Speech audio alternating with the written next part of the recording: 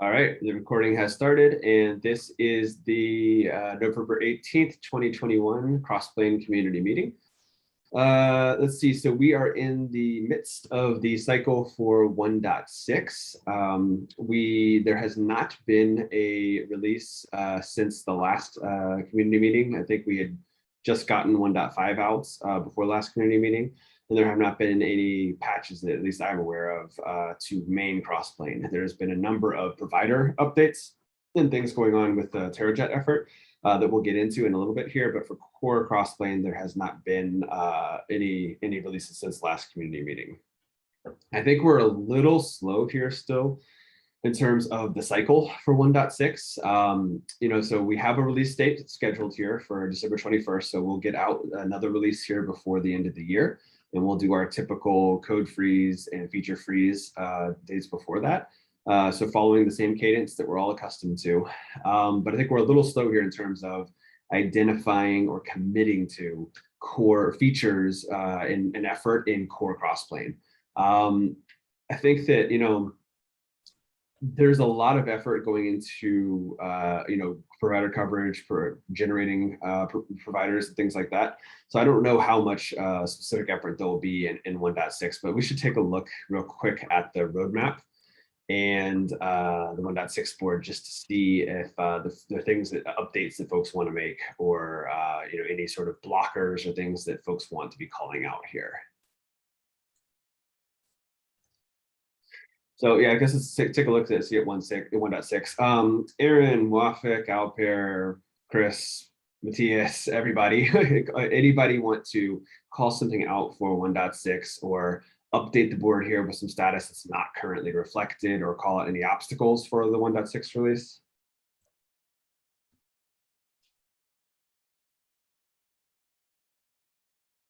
Or we'll get into it. No, I don't. Go ahead, Aaron. I was just gonna say, I don't have anything on Crossplane itself now. Yeah, I think we're gonna get into the meat of the content where people are focusing on right now, at least in the next section. So that's okay. And anybody from the community here that wants to add their opinions or feedback on things that they want to see some progress on or think that is a higher priority than we've been treating it, the floor is most certainly always open during this discussion for that also.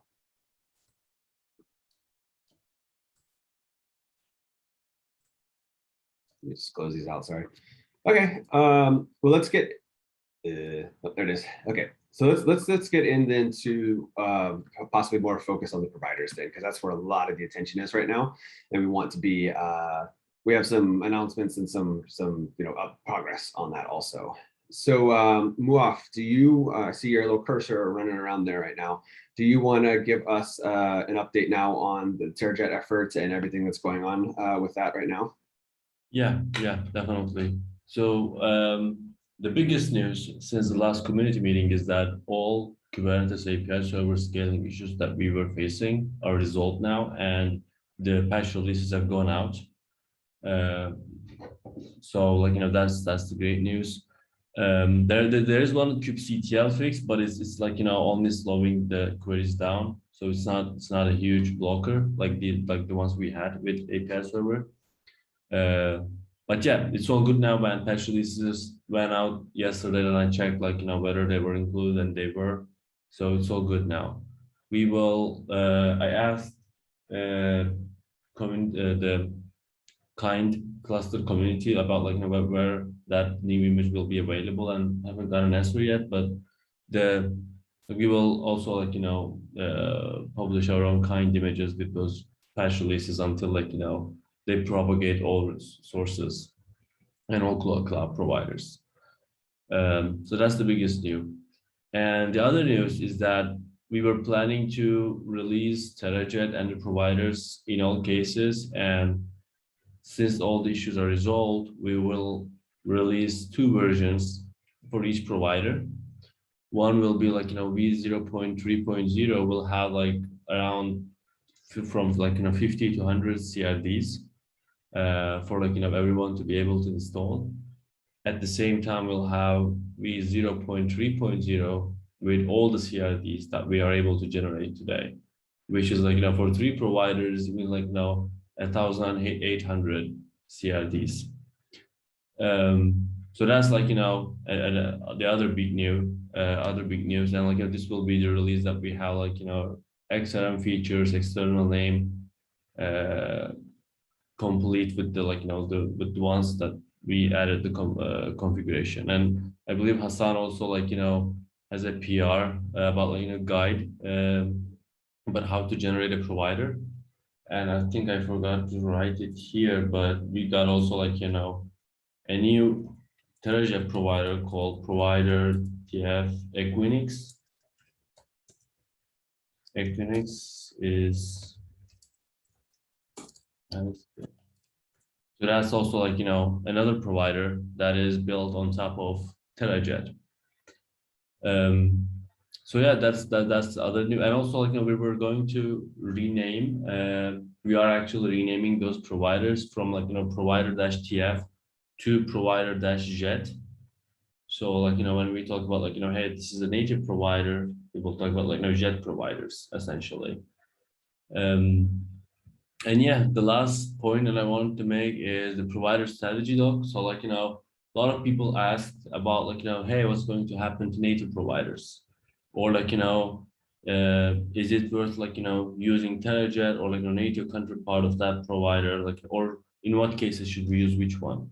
So that, and, like, what is essential, like, the long-term plans for both providers. So that provider strategy doc is where you can, like, voice your concerns and ideas. And it's a bit of a long document, but you can skip, like, options section, and then the rest is, like, hey, these are the options. This is, like, WASP proposal, and then, like, the initial decision that we arrived for initial releases. So you can, like, leave comments there, add your feedback, and we can, like, discuss there about, like, what we're going to do in the mid to long term.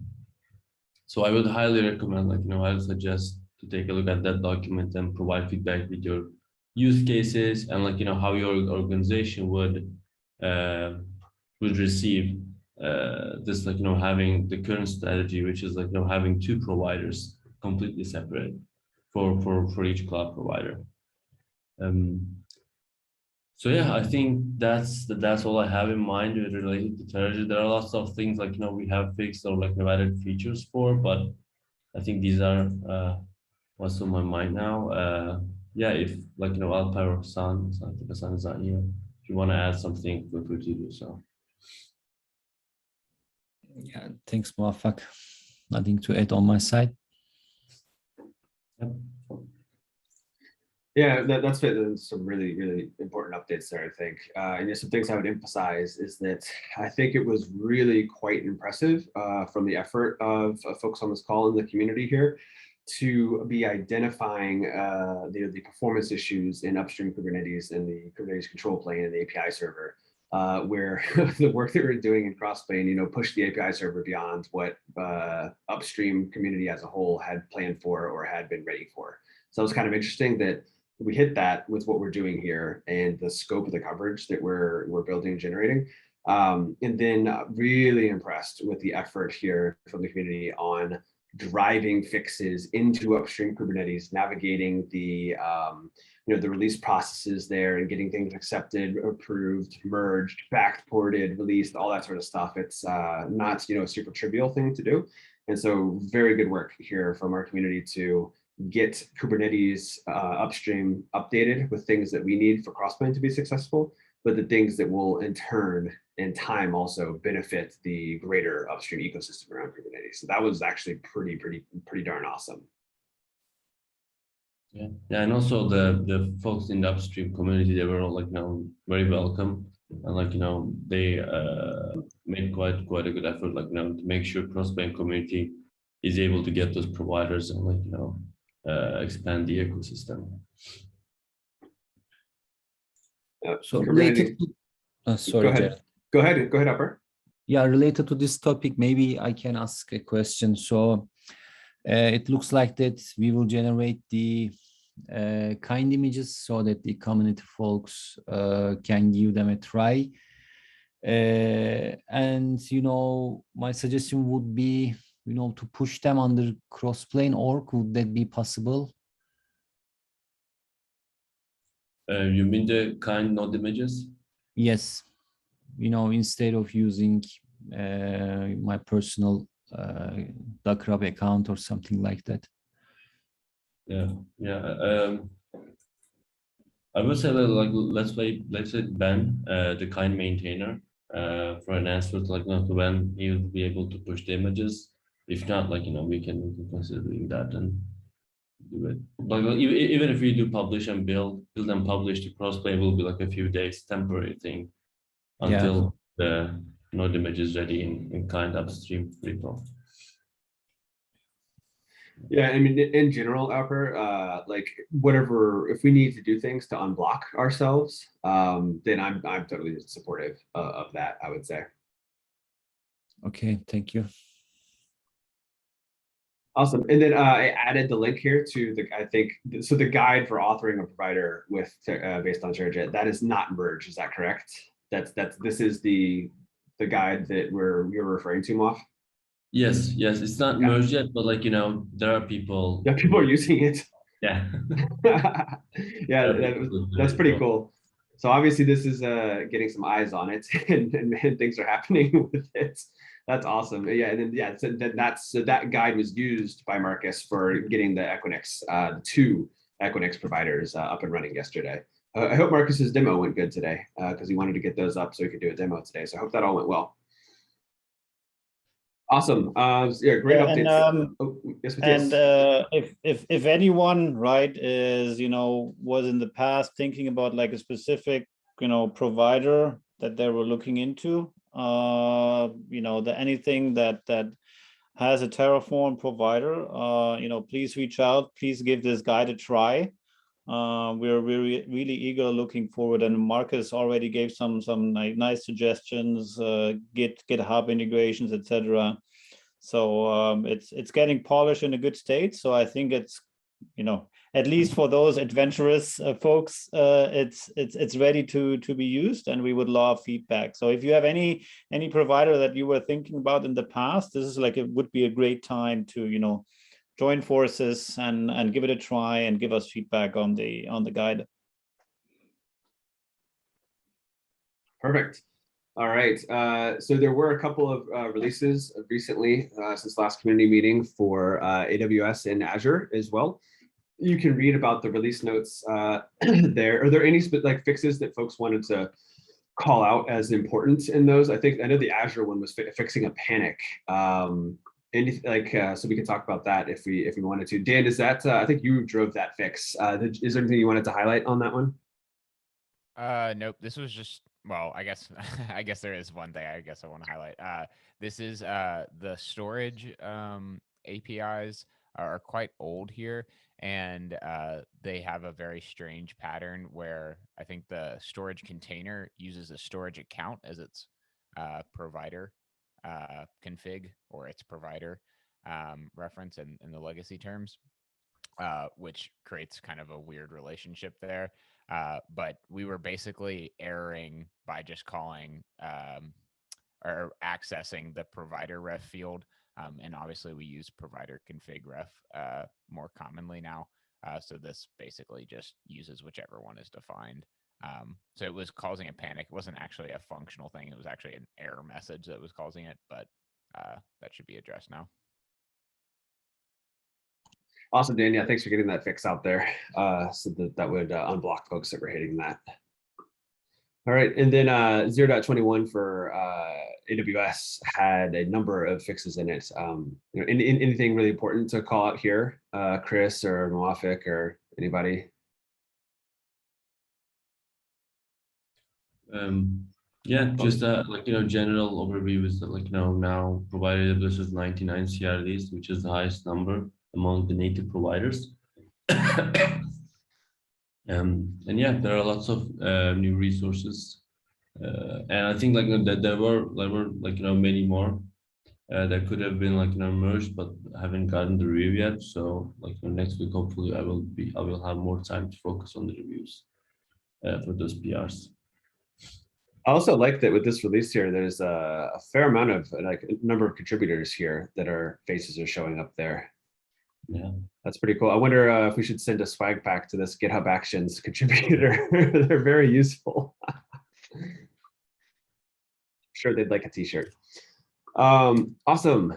Okay, so let's drop into each one of the data providers for a second here. I know Chris, you had added a bunch of updates here on provider AWS. Do you want to talk through some of those that you think are important?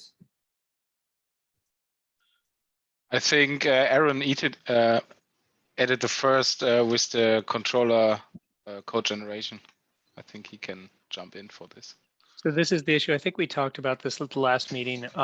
We just have an issue. The collision between CRD types and other types that we were experiencing on provider AWS, the situation where we have a first-class custom resource that is a security group, but security group is also a field on other custom resources, and those were causing collisions and causing problems with code generation.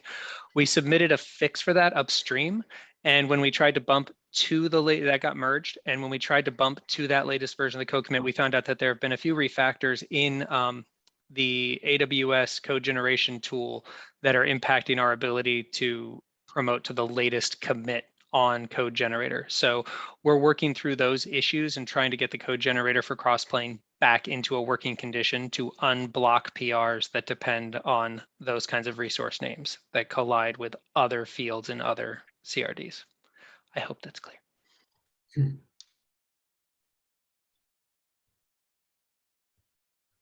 One thing for me is we have currently 3 PRs open to bump SDK version and the code generator version. I think we can consolidate the 3 PRs to make one PR from them to focus on this. Yeah, 920 was opened simply as a draft to demonstrate the behavior of the latest code generator, so that we can collaborate on why we're seeing what we're seeing with the new resources being generated on the wrong API and with several types disappearing along the way. Yeah, Aaron, I just saw a PR merged, I guess, yesterday or something. Yeah, yesterday. In the code generator that seems to be fixing these problems. The PR itself mentioned it doesn't fix all of them. And when I ran the tests, it didn't result in a clean generate run. So I think one of the issues that we're facing here is the people who are doing the refactors are kind of flying blind. I don't know that they're running code generation in our repo. They're just trying to make the code make sense from their perspective. So it's possible we may want to supply tests that they can use to make sure that any changes they make within the Crossplane command on code generator are not breaking things. Because right now they're just reading the code and trying to make it make sense. They don't have anything to compare the results to. Yeah, I think that's a great idea and something that I want to do. I think some kind of integration test there, but couldn't have time. But yeah, in most cases they don't need to touch that part of the code, but I think they changed the flag to be a different thing, and along the way, some of the things that we put, using a different root config, changed. So yeah. It was weird. I looked at the history. Basically, one person came through to change a flag and accidentally stomped on the Crossplane generate function that we specifically call out in Crossplane and replaced it with the default model generator. And then someone else came through and made another refactor based on the already kind of stomped on code. So we're a few changes deep trying to unwind exactly what the original behavior was. Gotcha. Yeah. Do we have an idea of what's wrong right now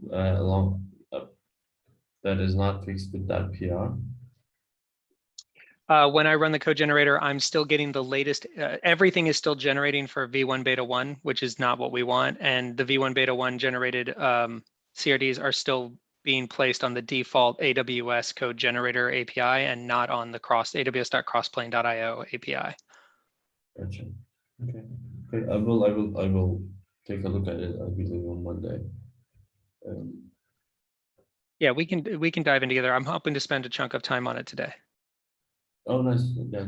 Please go ahead.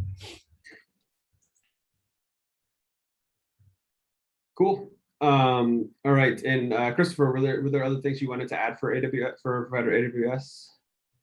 I think late in the document, I added a few stuffs from the community for DocumentDB. I think we merged the last days a few PRs, but it seems to be broken now for default parameters in the API. So reconciliation is every time you get an error. And if you have a deeper look in the generated or in the code, and then the reconciliation is running every second. So I think there's something strange under the hood now in DocumentDB. DynamoDB, sorry. Oh, okay. Yeah, Is right. the issues. Got it, Christopher. Yeah, we'll dive into that. Yeah, Yes. when there. Yes. That's a great idea. Great idea. Yeah, we should see what's up with that. Okay. Yeah, and then to call out here too that there is a release policy now defined for provider AWS, where we'll be doing a minor release every 4 weeks. Obviously, we can do patches as needed for fixes of high priority or high severity, but we do have a policy now for doing releases on a regular cadence now with provider AWS. All right, Alper, do you want to get us a quick update then on provider Azure also? Yes, sure. Thank you for the opportunity. So we have a new managed resource merged this week from Sergen. Maybe Sergen, would you like to mention about it? Yeah, sure. Thank you, Alper. I worked on this new managed resource, and this is the MySQL Server configuration.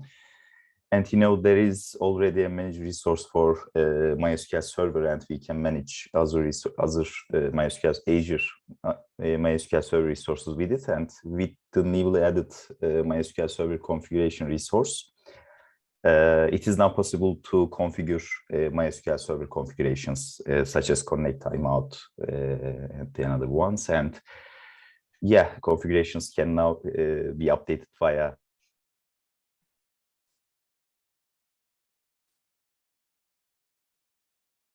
this managed resource. And Sergen, was this your first contribution to the Azure provider? Yes, this is my first. Nice, awesome, man. Yeah, that's fantastic to see. So congratulations on your congratulations on your new contribution there. Yeah, sorry. Thank you, Jared. Okay. Anything Alper worth calling out for the other ones as well? Yeah. So the second one is a small, fix, or let's call. There was already the API available exposed, but it was not working as expected. We can now configure firewall access to MySQL server databases. It's a contribution from the community, relatively a small one. And maybe if we could switch to the issue, I would like to discuss an issue that's affecting the native provider. Yes, that one. So it turns out that we can no longer provision Kubernetes clusters, AKS clusters using provider Azure. This was initially mentioned in the Slack channel, but it turns out that Victor had already opened an issue about this. So what was discussed in the Crossplane Upbound channel is exactly the same issue Victor has reported. I spent some long debugging hours, on this. So the initial issue is relatively easy. On the Azure side, there have been modifications in the authentication and identity APIs, and when you are provisioning an application, you can specify app ID URI. And previously, my understanding is there was no validation on that app ID URI. However, in November, if I'm not mistaken, on the Azure side, they started to validate these URIs. So what does this have to do with provider Azure? So when we are provisioning a Kubernetes cluster, we do a series of operations, like we provision an application, and then we make sure that a service principal for the tenant actually exists, and then we assign a role to that service principal, and then we create the Kubernetes cluster. And while we are creating the Kubernetes cluster, we specify the service principal profile in which we share the secret of the application that we provisioned with the Kubernetes cluster service. So this is the overview of the flow. And initially what's broken here is when we are creating the application, we are specifying an app ID, a URI, and that's being validated. And that was the initial problem. This problem is relatively easy to fix. I have already attempted to fix this by specifying a URI that does not need validation. However, it turns out that we have further problems. So I'm not 100% sure, but my feeling is that there are also some other changes on the Azure side, and they make, because of those things, it looks like that we are running into some race conditions in the provider itself. So previously we had also similar situations for PostgreSQL server. I will give them a try, but if you look at the details of this command, I have also observed some change behavior regarding role assignment creation, and probably also service principal provisioning. So the investigation is not over yet. I've delved deep into it, but I need to try some new things.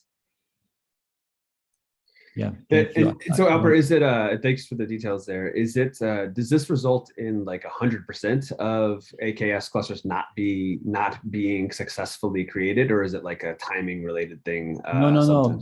Right now, with the released version, you cannot provision any AKS clusters because we are using a fixed a fixed format app ID URI, which is being validated, and it never passes the validation.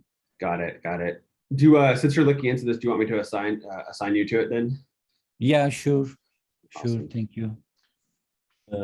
Yeah, do you think asking that URL from like the user could make the problem like easier? As at least, like, instead of giving a hard-coded one, it could be like a spec field. Yeah, that's one of the options. We can ask them, and if they are going to use the HTTP scheme, it needs to be already registered or validated on the Azure side. But as I mentioned, the initial issue regarding this app ID URIs is relatively easy to fix. But we need to, find our way with the race conditions there.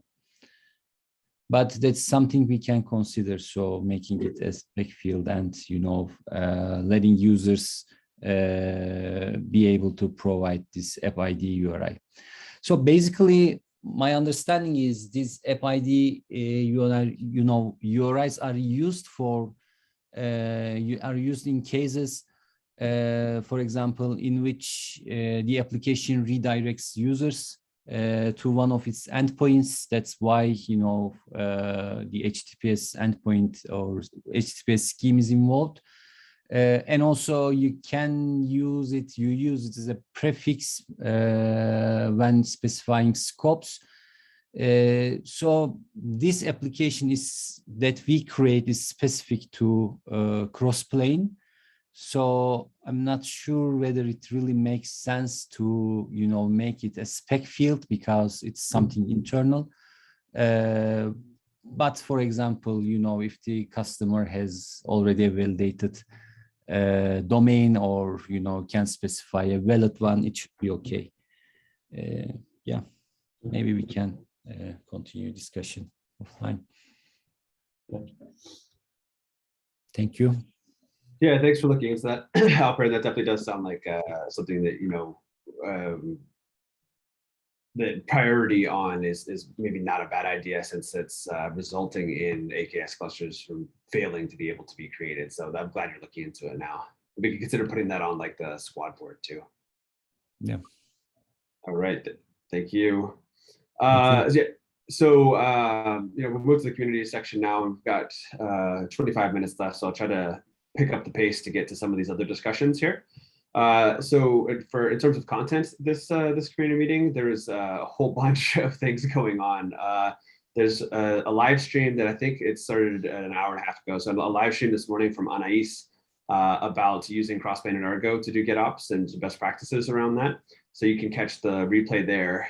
Victor put out a like another a video about specifically about producing or provisioning Kubernetes clusters that are production ready. So that's a super interesting topic also. There's been some more writing recently from all over the community. So Jan has a new blog post out. Peter does as well too. And kind of a few of them. Those are all blog writings about people using Kubernetes, using Crossplane and how it, you know, the problems that they're solving with it. So those are all pretty interesting. And then another one here, Dan created a new reference platform. I don't think it has an official release yet, but Dan, do you kind of want to mention that use case real quick? Because I think it's actually quite interesting and might be kind of like defining a new pattern for folks going forward. Yeah, for sure. So this is a reference platform that actually depends on another one. So this is kind of showing how you can really utilize the package manager to resolve dependencies and install basically new implementations for types that are defined by XRDs. So folks may be familiar with platform ref multicates that Jared wrote. And it allows you to have a single cluster XRD type, right, that defines a cluster scoped and namespace scoped type that you can create, and it can be satisfied by either an EKS cluster or a GKE cluster. This depends on that platform, and all it installs is another configuration, which actually gives you another cluster implementation that's just satisfied by a Helm install of vCluster. And so it basically allows you to run, you know, multiple clusters, just each in a different namespace within a larger cluster. And so when you install this, it will bring platform ref multicates and all of its dependencies, as well as this composition, and allow you to stamp these out. You can use it by provisioning you can create two clusters, I guess, one that's satisfied by like EKS, for example, and then put this virtual cluster or a number of virtual clusters in it by referencing it. You can also use the in cluster config. And this is actually an interesting case that some community members have been trying out recently, is to just in cluster. So wherever you're running Crossplane, you can just stamp out a bunch of virtual clusters there, which is nice for testing things like provider Kubernetes or provider Helm, because you just have these lightweight clusters. I believe also something to note here is Jan in his blog post about Crossplane, I think also brought in this composition and in the repo, and is demonstrating the control plane of control planes approach with it, which is where you basically have a Crossplane cluster that spins up other ones, and then you install Crossplane in those remote clusters. So this is, once again, a really easy way to do that, even within the same cluster, which is really interesting. And we'll have a README, more full-fledged README with a diagram and stuff like that coming up in this reference platform here, and then it'll be in the Upbound registry as well. Yeah, right on, Dan. I think this is a really, really interesting pattern for being able to run a control planes like within the same control plane, but then getting like some more, more strictly defined tenancy boundaries there, and providing a surface area APIs for multiple teams. So I think that was actually kind of interesting. And I'm really excited to see this continue to move forward here. And I also really like that this is the first example of an extension of a reference platform, an extension of a configuration package that, just adds one small thing, but reuses all the existing functionality from the packages that it depends on. So it's kind of, building out further functionality without having to duplicate and rewrite things. So very cool work, Dan. Let's see. And then I think, Dan was also writing another blog post himself too about how Kubernetes, like the control plane and the API server, validate custom resources. A deep dive into that, which is pretty interesting. And then also, this is really cool. So Mauricio from the community here is writing a book about CD, continuous delivery on Kubernetes. And there's a chapter specifically on Crossplane. And his book is available in the early access program now, if folks are interested in that. So I think it's super cool that there is a book that's being written that contains an entire chapter on Kubernetes. So awesome work from Mauricio on that one, and the link is available there. Okay, cool. So lots of interesting content being generated and people talking and people writing about Crossplane, and it kind of pumps me up every week. Community meeting to like go through what has happened in the last couple of weeks and just find all this interesting stuff that people are saying and doing with Crossplane. So I'm stoked on that. Christopher, do you want to now bring up this DynamoDB reconciliation issues? And is it like one root cause, or is it like a number of issues that all are kind of together? I think both of them you can see if you configure fields, so like default values.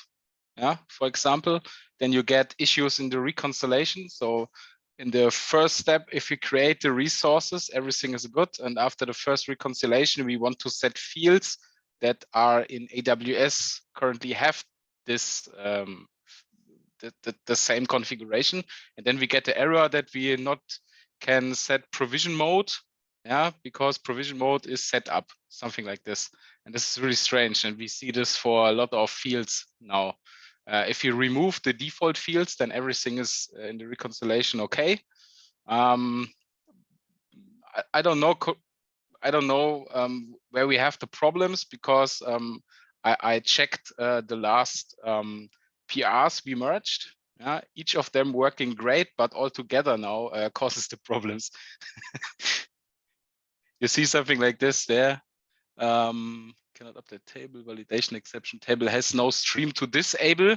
Yeah, but we set up the table with a disabled stream, and in AWS sites it is disabled. So yeah, it's strange behavior at the moment. And we have this currently with all of the fields. Got it. So so you're saying, like, there is this default values in AWS that we late initialize. And then like once we late initialize them, they become like a default values start to appear under spec. And once we try to apply them again, AWS returns errors, right? Yes. I think for DynamoDB, we have here the behavior that we currently can patch one field, and something in there we have the problem. So this is custom code there. So Gotcha. Okay.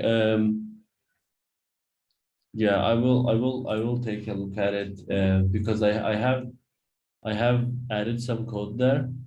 I think it was last week about like an up-to-date check, but I don't remember much about like late initializing behavior. But I will take a look at it. Is that this PR, Muafik? Because I was just looking at on another screen here for DynamoDB related updates. Because I know we've been solving, like as Christopher was describing, I think we've solved a couple of individual problems with DynamoDB, and either around late inits or updating of fields later on.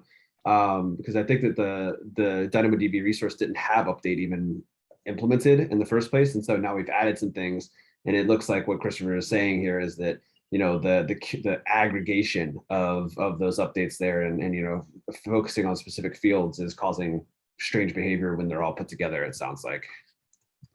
Yeah, I mean, I'll take a deeper look, but like, you know, the API is really weird. Like, you know, it allows only single call, and that made us to add, like, you know, some workarounds in the code.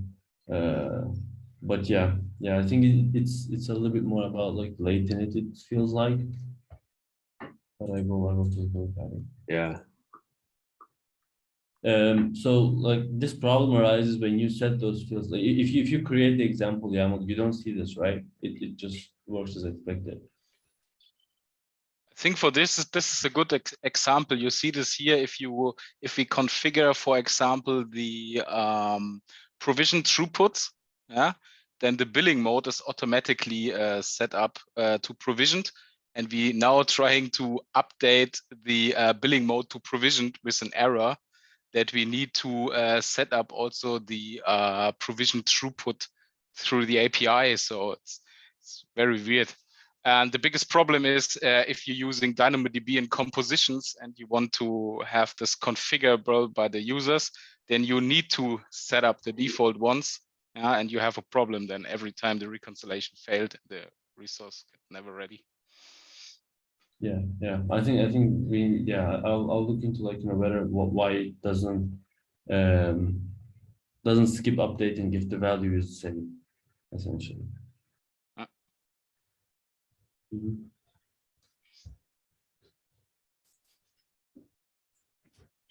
Is this also related then, Christopher? DynamoDB adding default tags? I think there was more a question. I not added this, but I think there was a question in the community why Crossplane added default tags to resources. So like from which provider this resource was provisioned and so on. This is not really clear to the folks why Crossplane added. Okay, so, yeah, you added this. Yeah, I added. Hi. Hey, Jillian. Christopher, I feel like I know you since I message you often. But yeah, so we noticed but it's not consistent across all resources that DynamoDB, but on DynamoDB resource, we are adding default tags. They're useful. Not saying they're not useful, but I feel like that may leak some implementation details that people may not want to surface. Yeah, the default tags, I think was quite a while ago now. We have added this, like, you know, to the Crossplane runtime to be added for all resources, so that like you can search through those resources and make like a relation with the actual CR and the external resource in the console. Like you have this relation in the cluster, but like you don't have that in the console. And it was like, you know, very helpful for specifically the resources whose name is assigned by the provider. For example, AWS VPC. It gets an ID from AWS, and if you don't have default tags there, you wouldn't have any idea about, like, you know, which Crossplane cluster and, like, you know, to what essentially CR it belongs to. So that was like these were like to the best of my knowledge were the reasons that we added. However, you're right that, like, you know, it's not implemented for all resources, because oftentimes like, you know, if you notice, the tagging behavior is not consistent in AWS. In some cases it's a map, in some cases it's an array of key and values. So, like, you know, we couldn't really, like, you know, have a like single function that can do for all of them. So that caused, like, you know, we add them, like, you know, whenever we can, but it's just not, like, you know, consistent as you pointed out. Yeah, I'd also make sure this probably should make it to documentation, because this is a significant implementation. This is like, I don't hate them, but I also don't love them. Tagging within an organization has lots of meanings, and people, yes, should be able to add their own custom tags. But for the most part, like, to our end users, they don't know what Crossplane is. nor should they. We abstract that completely away. So it leaks implementation details that could potentially be problematic. So I think that one, we should document it, that's happening, because that's not done. So people who are building compositions and testing and are expecting certain behaviors may be surprised to see tags. Two, maybe a thought of being able to disable the adding of those default tags, so that if somebody does not want those on their implementation, they can turn those off. Got it. Yeah, Just from an end user's perspective, like I think like from a testing and debugging and trying to figure out where all things match, like I love it. Like I personally like it, but I don't necessarily know if from an organizational perspective what we like it. Got it. Yeah. In my opinion, like there isn't anything like very special or confidential in those tags, but like you're right that we could have like done a better job of documenting them. So maybe an entry in the Crossplane docs about the managed resources could just somehow like hey, like this is like these are the tags that you will that will get added automatically. And for removing them, feel free to open an issue to start a discussion. But as like currently, at least there is no plan. Okay, perfect. Yeah.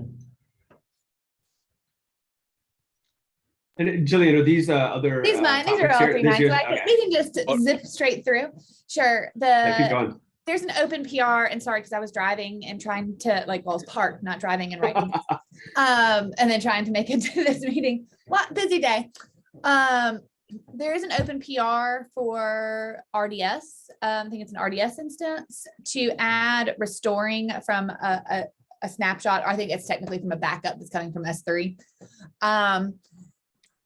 There's also DB instance and DB cluster that also should have that functionality. And my kind of question is, what are our plans for feature parity? And when it comes to RDS, right, we have the DB cluster and DB instance that are all really Aurora related, and then just the vanilla RDS instance is just the standalone. It's kind of like we should probably look at how to get feature parity across those. So if you're going to do a PR to support snapshots or recovery from or restoring from a backup, it would be great to make sure that we add that to DB cluster and DB instance, either as a fast follower or included within the same work, since they're all very related resources. Yeah. So if you look at those PRs, like I believe that PR is also a contribution from the community. So you can add a command asking them to add it, but in the end it's up to them to do that. So when you see such disparities, feel free to open PRs. In some cases it's almost copy paste code, because right, it's copy. It's a lot of it's going to be copy. Yeah, it's very similar. So but when you see that, feel free to open a PR. Okay. So we can add those, and yeah. And then my next one is Christopher, I think you answered already the question on log groups for CloudWatch. I know AWS doesn't have an ACK yet for it. I don't think I saw it on their roadmap. But do we think that something that we want to have in AWS is for all the CloudWatch type things like metric alarm, subscription filters? Yeah. So the high level goal is covering everything AWS has. Okay. So we don't really filter out CloudWatch or specific resources in that. So yeah, but I just searched through the issues searching for CloudWatch, and I didn't see specific issue open for them. So feel free to open, and maybe some folks will chime in and contribute. Yeah, I can open it. I looked on AWS side to see if they had an ACK for it, right, to make the code generation faster, but I didn't see one. So maybe that was probably the holdup. I don't know. And I Muafik, think lock group is merged now because we're also using this very heavily for our EKS cluster setup to remove the lock groups after we prune our EKS clusters. Otherwise, they are there forever. Yeah, that's good. That's good to know. Yeah. Yeah, I see log group and log stream and export task. These are ignored. So yeah, it's like, base code is there, so you can. Yeah, no, and that's good to know. And just from you guys' perspective, like we're looking to, I mean, probably do a mix of with Crossplane and then utilizing Kubevela for other areas to help for known fields. It's also how to probably we're adjusting like VPC and security group IDs. We're gonna have Kubevela pass it in the short term. Yeah. Since our yeah, migration path is slower. Gotcha. By the way, like, you can also take a look at the Jet AWS provider that will be released tomorrow, which will have like, I believe 65 CRDs now, but the full version will have like 700 or something. Okay. So like, that provider will become like, go-to place for the CRDs that are missing in the native provider, which could be helpful in such cases. That's perfect. Right now it's a race just to who can get to the finish line for like, we're trying to roll out to production to get people to start using things and dog food it. And some things we're just trying to get feature parity and what we can spin up fast, but that's good to know.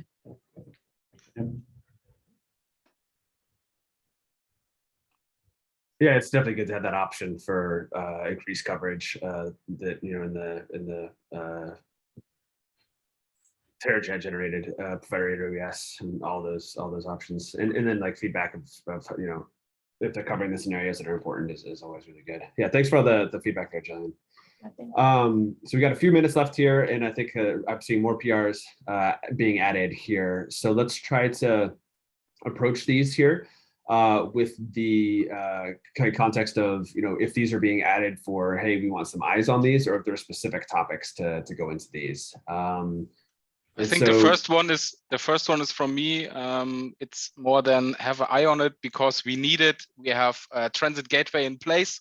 And if we are not able to use private NAT gateways, we have in all AWS accounts, internet gateways deployed. And then, customer from us can go through the internet gateway and not go through our transit gateway. And this fixed it that we can use private NAT gateways. The reason behind is that we set up all of our EKS node groups in the secondary CRDR ranges. And we need the NAT gateways to go through the public networks and then go through the transit gateways.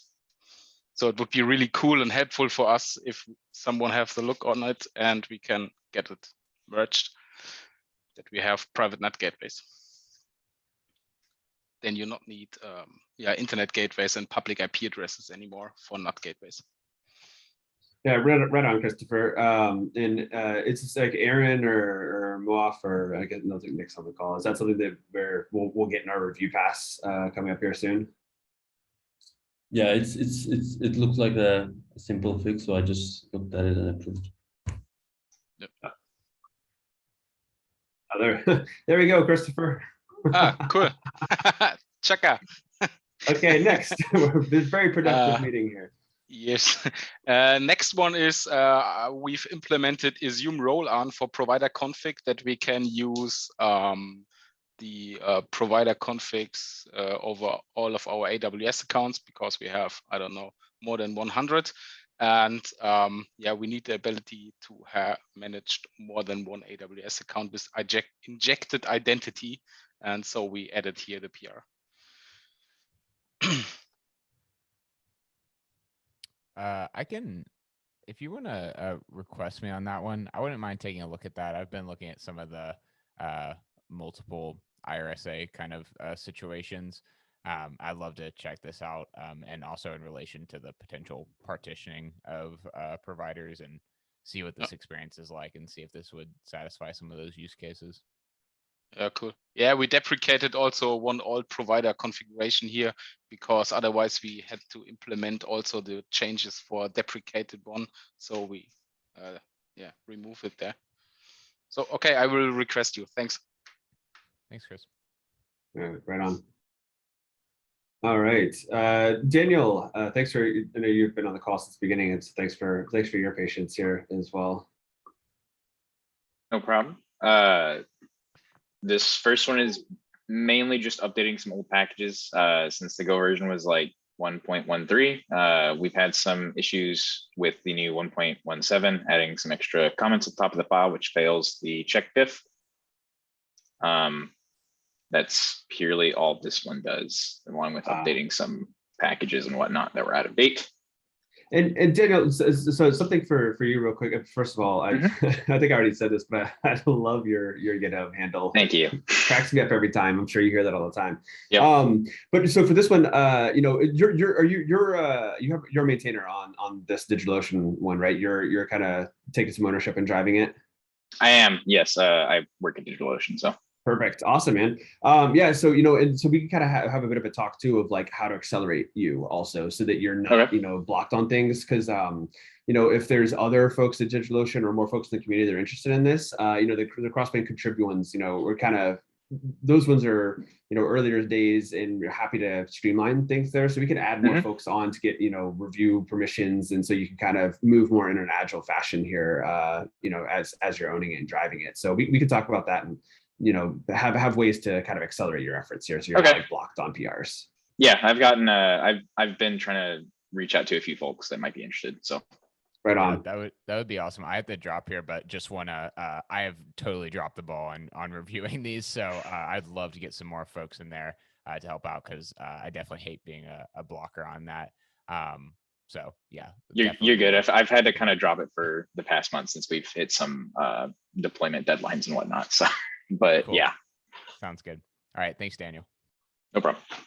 And the other one is this one is just adding the ability to spin up Kubernetes clusters in DigitalOcean. The other one is adding the ability to spin up any variation of our database clusters that we provide. Yeah, I mean, and also Daniel, I'm really excited to first see the DigitalOcean provider when it was, you know, the effort was started a little bit ago. And then adding these useful resources is really cool too. This is, you know, becoming a more and more useful provider here, and giving more people access to the services on DigitalOcean, which is really, really cool.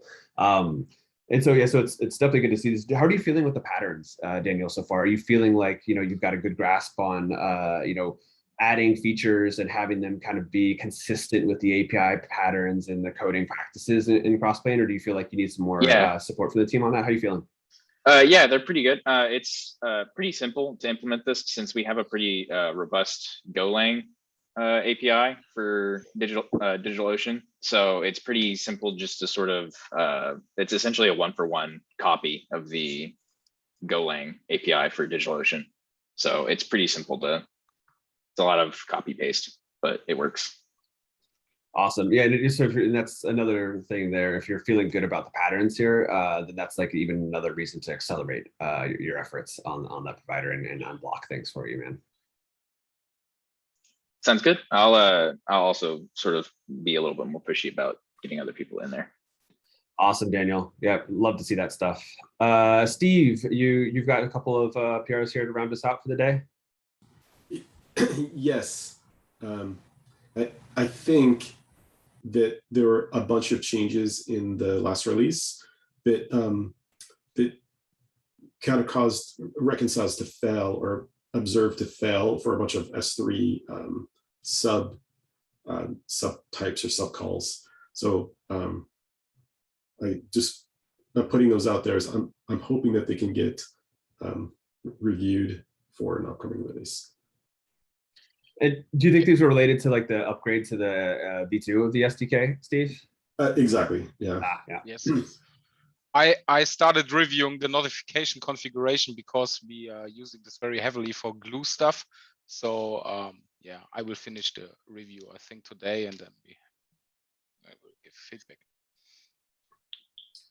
And then lastly,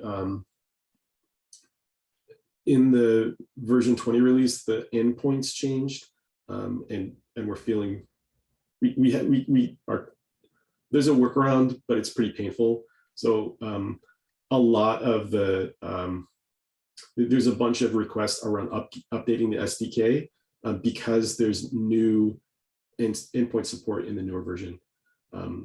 So that's why I submitted this one. And that's also why I wanted to push, or I submitted all the the ACT generator and all the AWS PRs to upgrade to the version 1 of the newest version 1 of the SDK, because it contains a lot of endpoint fixes, which I think can make the endpoint resolvers easier and kind of unblock us, because we don't want to use the workarounds, and we aren't running the latest Crossplane in GovCloud or other environments where we need to set endpoints. So that's why I was very anxious to get, I guess at the last ACT meeting, they agreed to accept the newer version, which is great. But that's why I was anxious to get these in to kind of fix GovCloud and be able to use FIPS endpoints. Nice. And then Steve, with this is just a newer version of V2. So we already took the big hit and got the V2, the SDK, and integrated in some some progressions from that. There's refactoring in that, and this is a much more scoped, smaller one because it's just incrementing the version of the V2 SDK. Exactly. Yep. And then with the newer version, you can see that they have newer endpoint methods, and they also support setting URSA, I think, and FIPS using either environment variable or as like a Boolean that you pass to the config. But we can't you can't use that unless you're on the newest version of the SDKs. So this is the upgrade, and then the second piece hopefully will be implementing those Booleans to toggle the different endpoints. Booleans that'll be like part of the options here. It's either an option and resolve endpoint, or it's an option that's sent to like load default config. I think the PR might actually be linked in the description of this PR to where they made those changes. Yeah, and it's in the release notes of up here. Yeah. Okay. And then they they talk about it. It's okay. The bullet point, and then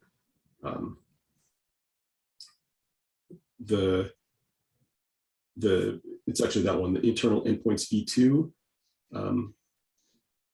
that contains the endpoint changes. Which one is it here? Oh, this one here.